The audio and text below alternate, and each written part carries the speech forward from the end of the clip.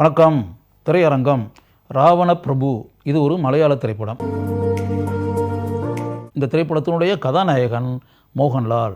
2001ஆம் ஆண்டு திரைக்கு வந்த மலையாள திரைப்படம் இது. அந்த திரைப்படத்தை 25 ஆண்டுகளுக்கு பிறகு டிஜிட்டல் ஃபார்மேட்டில் இப்போது திரைக்கு கொண்டு வந்திருக்கிறார்கள். இதுக்கு முன்னாடியே 1993 மோகன்லால் கதாநாயகன் நடித்த ஒரு படம் வந்துச்சு. அந்த திரைப்படத்தினுடைய பேர் தேவாசுரம். அந்த திரைப்படத்தினுடைய இயக்குனர் IV சசி.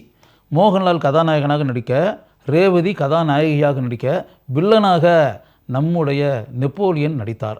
அந்த திரைப்படத்திற்கு கதையை எழுதியவர் ரஞ்சித். அந்த திரைப்படத்தினுடைய 2வது பகுதி தான் ராவண பிரபு. ஃபர்ஸ்ட் பார்ட்டுக்கு கதை எழுதின ரஞ்சித், செகண்ட் பார்ட்டை டைரக்ட் பண்ணார். மங்களசேரி நீலகண்டன் இதுதான் மோகன்லால் ஏற்று நடித்த கதாபாத்திரம். இந்த திரைப்படத்தில் ஆரம்ப காட்சியிலே வயதான கதாபாத்திரத்தில் மோகன்லால் வருகிறார். அவருடைய மனைவி பானுமதி அந்த கதாபாத்திரத்தில் நடித்திருந்தவர் ரேவதி.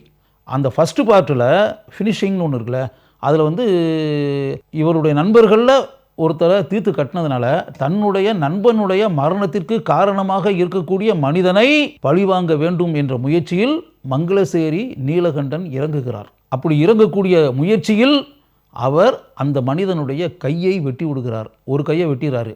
முண்டக்கல் சேகரன் அப்படின்னு அந்த கதாபாத்திரம். அந்த கதாபாத்திரத்தில் நடித்தவர் தான் நெப்போலியன்.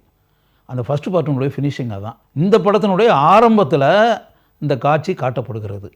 ஒரு கை மட்டும் இருக்குது, ஒரு கை வெட்டப்பட்ட கை. அது துணியை வச்சு மூடிக்கிட்டு முண்டக்கல் சேகரன் கதாபாத்திரத்தில் நெப்போலியன் வர்றாரு. எல்லாமே இப்போ வயசானவங்க.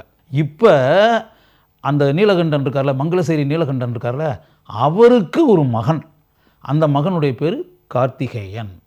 அந்த கார்த்திகேயன் கதாபாத்திரத்தில் நடிச்சிருக்கிறதும் மோகன்லால் தான். இப்படிப்பட்ட சூழலில் இவருடைய தாய், வயதான கதாபாத்திரத்தில் வரக்கூடிய பானுமதி கதாபாத்திரத்தில் வரக்கூடிய ரேவதி இருக்காங்களே, அவங்களுக்கு உடல்நலம் பாதிக்கப்பட்டு அப்படின்னு வரும்போது அந்த ஊரில் புகழ்பெற்ற மருத்துவமனை ஒன்று இருக்குது. அந்த மருத்துவமனையினுடைய உரிமையாளர் முண்டக்கல் சேகரன் கதாபாத்திரத்தில் வரக்கூடிய நெப்போலியன். ரேவதி அங்கே அட்மிட் ஆகி சிகிச்சை பெறலாம் அப்படின்னு வரும்போது அங்கே டாக்டராக இருக்கக்கூடிய பெண் நெப்போலியனுடைய மகள் டாக்டர் ஜானகி அப்படின்றது அந்த கதாபாத்திரத்தினுடைய பேர்.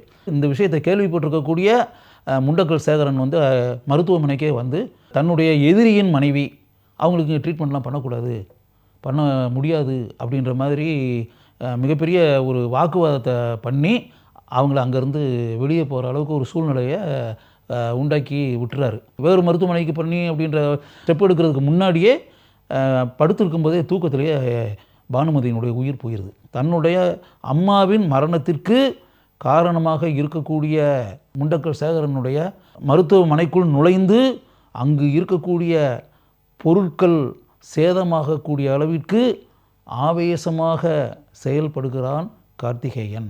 அதுக்கு பிறகு என்ன நடக்குது அப்படின்னா, பேங்க்லேருந்து மங்களசேரி நீலகண்டன் அப்பா கதாபாத்திரம் இருக்குல்ல, அவர் நிறையா லோன் வாங்கியிருக்காரு. அந்த வங்கியவே நேரடியாக இப்போ ஷேர் ஹோல்டிங் அப்படின்ற ஒரு மேட்டரில் நிறையா ஷேர்களை வச்சுருக்கவர் முண்டக்கல் சேகரன் நெப்போலியன். அவர் கிட்டத்தட்ட அந்த வங்கியவே தன்னுடைய கைக்குள் கொண்டு எப்படிப்பட்ட ஒரு காரியத்தை செய்கிறாரு அப்படின்னா, மங்களசேரி நீலகண்டன் வாங்கியிருக்கக்கூடிய அந்த கடன் இருக்கு இல்லையா, அந்த கடனை ஃபுல்லாக தீர்க்கணும் அப்படின்னா நீலகண்டனுக்கு சொந்தமான அந்த குடும்ப பாரம்பரியத்தை கொண்ட வீடு, கேரளாவில் தரவாடுன்னு சொல்லுவாங்க, எப்படிப்பட்ட ஒரு சூழல் உண்டாக்குறாருன்னா, அந்த வங்கியின் மூலமாக அந்த வீட்டை ஜப்தி செய்து அப்படின்ற மாதிரி ஒரு நிலையை உண்டாக்கி பின்னாடி ஏலம் அப்படின்ற மாதிரி விடுறது மாதிரி இருந்துச்சுன்னா அந்த வீட்டை தானே எடுத்து அப்படின்ற ஒரு குள்ளநெறித்தனமான எண்ணத்தில் முண்டக்கல் சேகரன் இருக்கார். அந்த வீட்டில் தான் ரேவதியினுடைய உடல் அடக்கம் செய்யப்பட்டிருக்கிறது. தன்னுடைய தாய் அடக்கம் செய்யப்பட்டிருக்கக்கூடிய அந்த வீட்டை வேறொரு மனிதன் ஆக்கிரமித்து அப்படின்னு இருக்கிறத கார்த்திகேயன் விரும்புவாரா? இதுக்கிடையில் முண்டக்கல் சேகரன் இருக்கார்ல, அவருடைய மகள் டாக்டர் ஜானகி, அவங்கள ஒரு இடத்துல கடத்தி கொண்டு போய் மோகன்லால் வச்சிடுறாரு. படத்தினுடைய ஃபினிஷிங்கில் தங்களுக்கு சொந்தமான அந்த வீடு தங்களை விட்டு போகாத அளவிற்கு ஒரு சூழலை கார்த்திகேயன் கதாபாத்திரத்தில் வரக்கூடிய மோகன்லால் செய்கிறார். ஆனால் முண்டக்கல் சேகரனுடைய மைத்துனராக வரக்கூடிய ராஜேந்திரன் மங்களசேரி நீலகண்டனை தீர்த்து கட்டி விடுகிறார். தன் தாயை இழந்த, இப்போது தன் அருமை தந்தையையும் இழந்துவிட்ட கார்த்திகேயன் தன்னுடைய தந்தையின் மரணத்திற்கு மூல காரணமாக இருக்கக்கூடிய முண்டக்கல் சேகரனை தீர்த்து கட்டினால் என்ன என்ற எண்ணத்துடன் ஆவேசமாக அவரை தாக்கி அவருக்கு ஒரு முடிவை உண்டாக்கலாம் என்ற எண்ணத்தில் இறங்கும்போது கார்த்திகேயனை தடுத்து விடுகிறார் வாரியர் என்ற மங்களசேரி நீலகண்டனுடைய அருமை நண்பர். படத்தினுடைய ஃபினிஷிங்கில் மோகன்லாலுக்கு சொந்தமான வீடு மோகன்லாலுக்கே வந்து விடுகிறது. தன்னுடைய தந்தை அமர்ந்திருந்த நாற்காலியில் கம்பீரமாக கார்த்திகேயன் அமர்ந்திருக்கிறார்.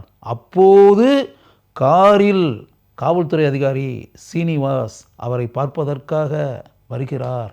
வரும்போது தன்னுடன் தான் திருமணம் செய்வதாக இருந்த டாக்டர் ஜானகியையும் அழைத்து வருகிறார்.